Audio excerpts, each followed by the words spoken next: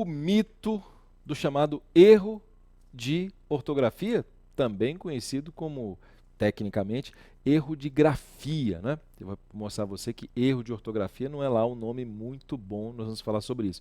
Mas é verdade que, sendo ortografia ou grafia, há um mito que diz que quem não sabe o assunto não sabe português. Você já percebeu que o sujeito pode ter um erro ligado à regência, do ponto de vista da gramática normativa. Quando eu falo em erro, estou falando em prescrição segundo a gramática normativa da língua portuguesa. Você já sabe, você estudou conosco teoria da comunicação, e você sabe disso, não é?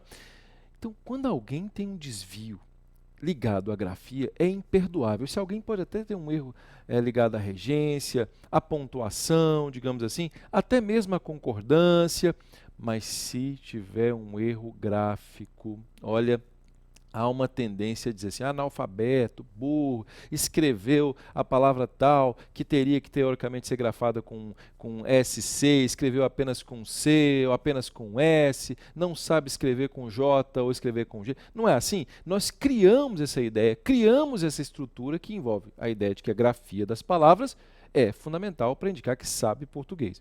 Bem, é claro, é evidente, é notório e é patente que a grafia, de acordo com o padrão formal da língua portuguesa, gera prestígio social. Não há dúvida quanto a isso. Um desvio gráfico, por exemplo, por parte de um ministro, um desvio gráfico por parte de um juiz, um desvio gráfico por parte de um advogado, por parte de um médico, por parte de um aluno de ensino médio, de um aluno de ensino superior, não é bem visto, lamentavelmente. Mas, importante observar, não é isso que faz com que alguém, de repente, saiba pensar melhor ou não. Pessoas que, por exemplo, quando pensam, se observa a questão da ideia, né, do texto em termos de coesão, de coerência, né, em termos de repertório sociocultural, essa pessoa tem um domínio extraordinário, mas não teve acesso ao padrão formal.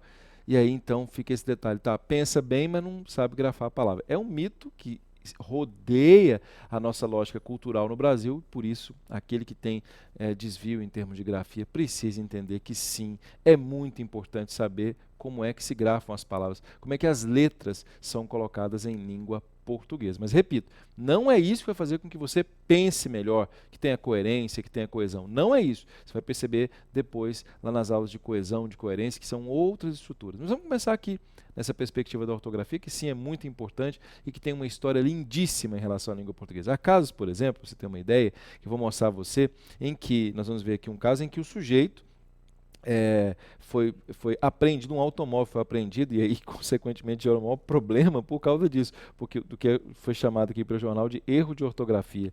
Olha só no jornal policial, erro de ortografia na placa de carro leva à prisão do motorista. Interessante é que o próprio jornal se equivoca, né, em relação à grafia, porque esse A teria que ter acento indicador de crase, leva à prisão, e o erro é um desvio de acento indicador, de falta de acento indicador, que deveria haver um acento grave, é um erro ligado à grafia, faltografia do acento. Então veja, é o sujo que fala mal, entre aspas, do mal lavado, né? Muito engraçado. Mas se colocou Brasília aqui com Z, e aí eu ter colocado Brasília com Z, com acento no I, né? Brasilia, digamos assim, a polícia desconfiou do sujeito e apreendeu o carro lá, viu que o carro era furtado ou roubado, né?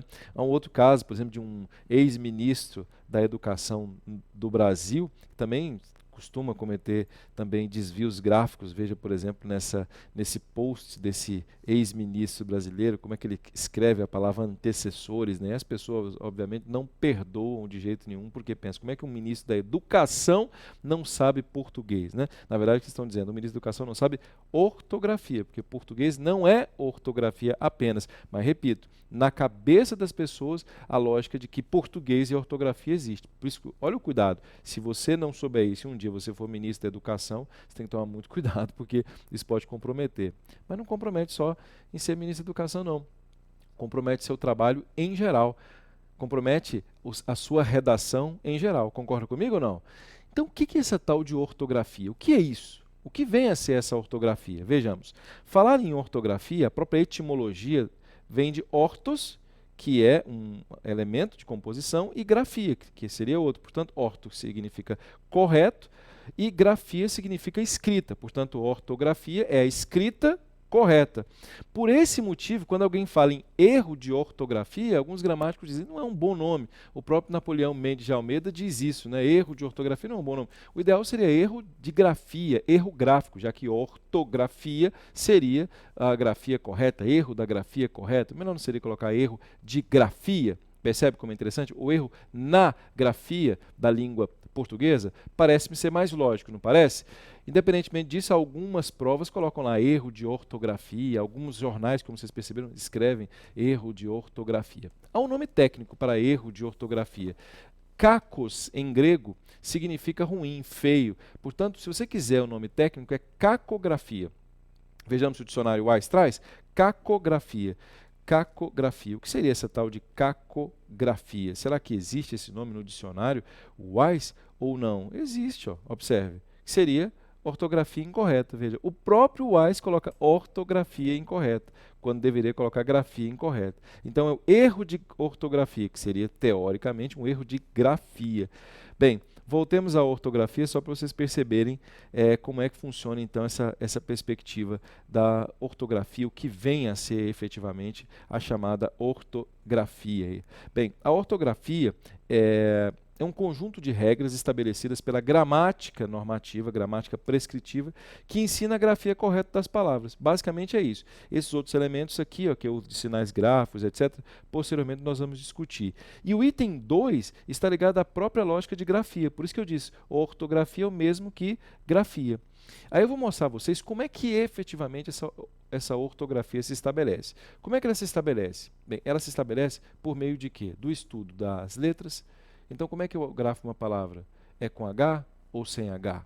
Como é que eu grafo uma palavra? É com S ou com C? Como é que eu grafo uma palavra? Será que é com Z? Será que é com S? Eu confundo G com J. Essa é a primeira lógica daquilo que nós chamamos de grafia, que é a chamada alfabetização. Não é a funcional, que está ligada à leitura, mas é a alfabetização das letras.